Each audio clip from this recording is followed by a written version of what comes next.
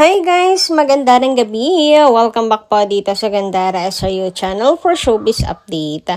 Andito na naman nga po akong muli nagbabalik.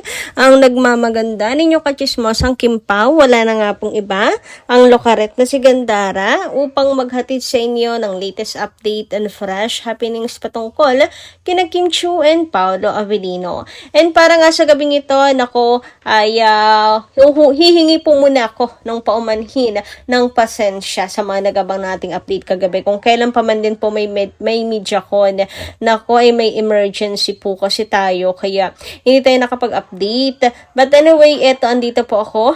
Kahit may emergency, isisingit natin kahit konti itong naging ayuda ng Kim Pao. Ay, naging media con nila Kim and Paolo. So, tungkol po dito ang ating pag-uusapan, yung kilig ni Paolo Avellino na hindi maitago at ang pagka-proud ni Kim kay Pao. Pero bago po ang lahat ng yan, sa mga hindi pa po nakaka-subscribe sa ating channel, pakiclick lang po tayo na ating subscribe button at notification bell na nariyan sa baba upang kayo maging updated po at ma-notify tuwing may bago tayong chika at balita hinggil po sa Kim Pao.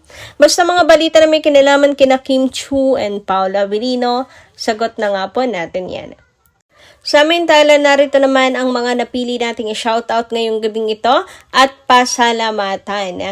Hayaan niyong basahin ko ang ilan sa mga komento ng ating mga solid na taga-subaybay mula sa mga nagdaan nating balita. So, ang first comment po natin ay mula kay Ma'am Leon Shatalian. Ayun po sa kanyang gabi, ayun po sa kanyang komento, shoutout po sa inyo at magandarang gabi, madam.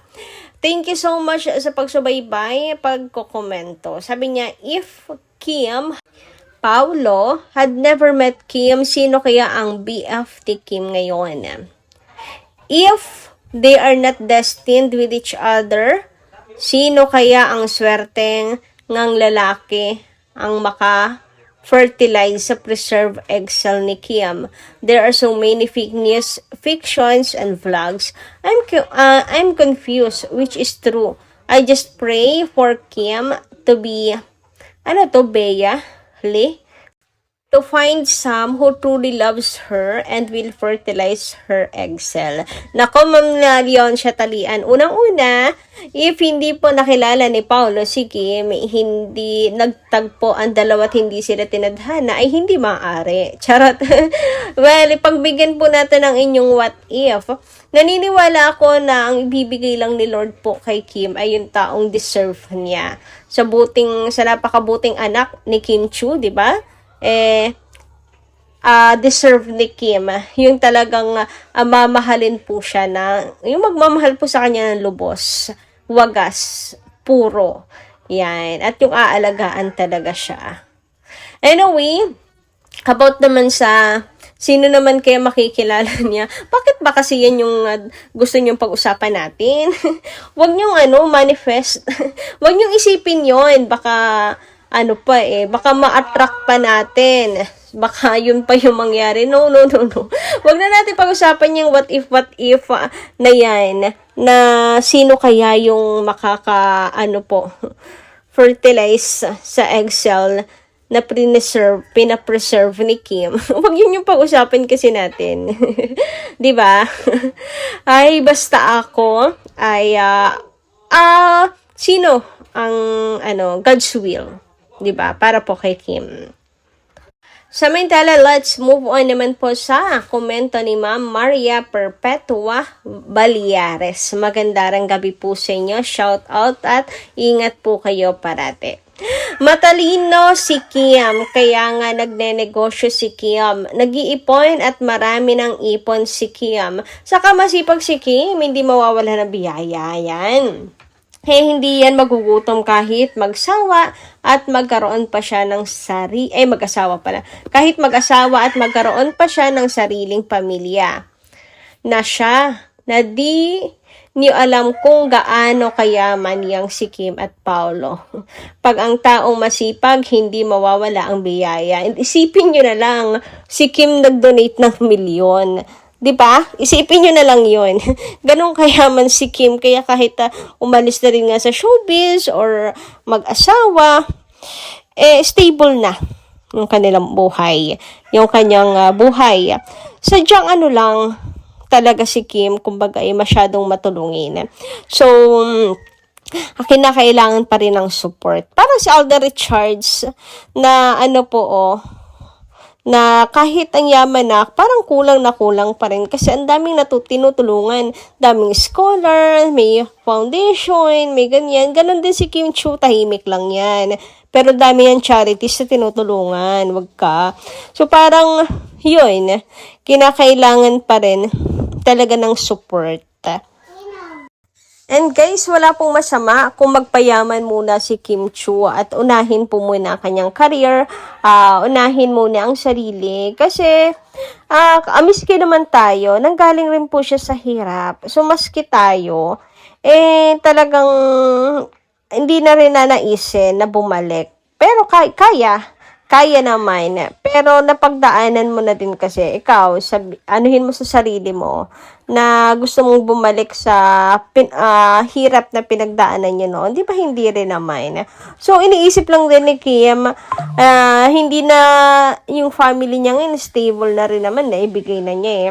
So, sa future naman niya ngayon, future kids naman niya yun, for sure, niisip niya na, hayaan ko ba na maranasan na magiging future kids ko yung naranasan kong hirap noon, na ganyan. Maski naman tayo, hindi natin pangarap, di ba?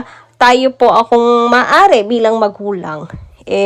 Gusto po natin hindi maranasan na ating mga kids yung naranasan nating hirap noon. So, for sure si Kim, nag-iipon talaga sa future. And matalino si Kim, di ba? Lalo na pagdating sa business. Kaya please, guys, don't question her. Lalo na yung kanyang mga desisyon sa buhay. Lalo na yung nagsabi na ano ba, pera na lang ba yung nasa isip mo, Kim? 'Di ba? Napaka-insensitive, yan. Ay, nako, masisira yung mood natin. Ganda ng ating update pa naman ngayong gabing ito. Well, ito na nga pag-usapan na nga natin ating update bago kung san-san pa tayo mapunta at masira ang atin pong araw. So, tulad ng sabi ko, may utang ako sa inyo, kaya may utang na nga ako, tapos sakit pa sa ulo yung dadalhin ko sa inyo. So, dito tayo sa nakakakilig na nakaganapan po ng Kim Pao. Kasi sa Media Coin, talagang grabe ang Kim Pao. From the looks, grabe, ang pogi, ang kisig ni Paolo, ang ganda ni Kim Chiu, grabe talaga, pasabog ang Kim Pao. Di ba? Grabe yung nila, aura nilang dalawa, ang klase, ganyan. Basta happy yung puso ko. Tapos ito pa, during the Media Coin, syempre yung mga cast doon, meron din pong Q&A and interview, di ba?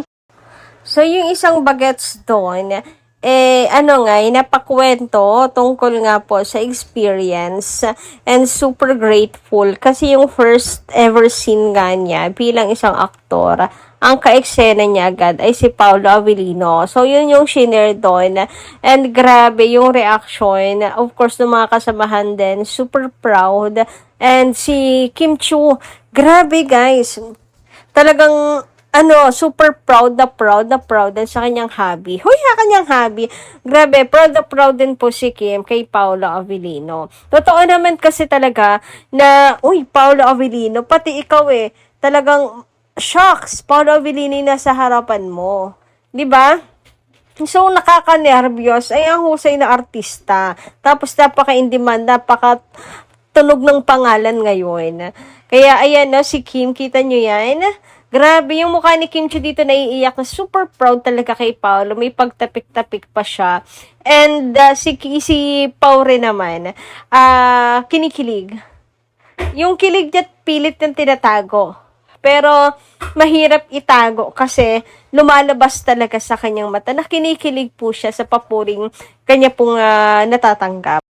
Hindi rin siguro kasi nagsisink in pa sa utak niya or sa isip po, sa ulo ni Paolo Avellino na gano'n na yung tingin sa kanya ng mga baguhang artista ngayon na parang ang taas-taas na niya. Parang hindi yun pumapasok sa ulo niya. Yung iba kasi, maririnig, makikita mo kapag pinupuri kasi, oh, veteranong artista, shucks, ganyan-ganyan.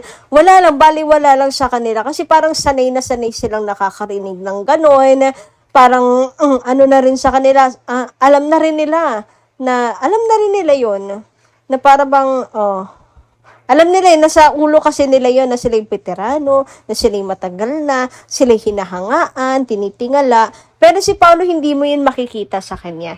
Tingnan mo yung reaction ni Paulo dito. Yan yan. Yung medyo nakayuko siya, yung ngiti niya nakapikit.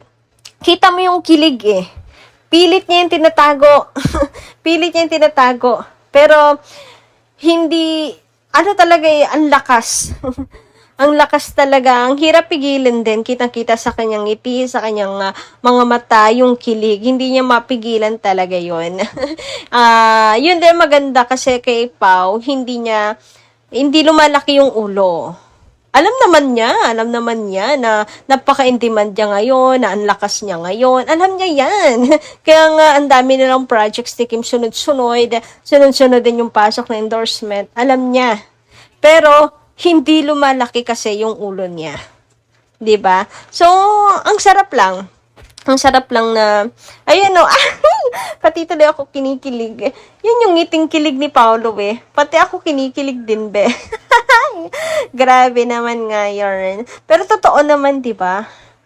Taas na ni Paulo ngayon, kung tutuusin. And wag kasi Kim, super proud of you, Paulo Avellino.